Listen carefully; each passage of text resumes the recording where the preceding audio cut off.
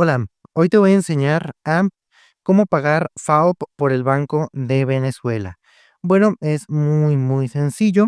¿Cómo podemos pagar FAO?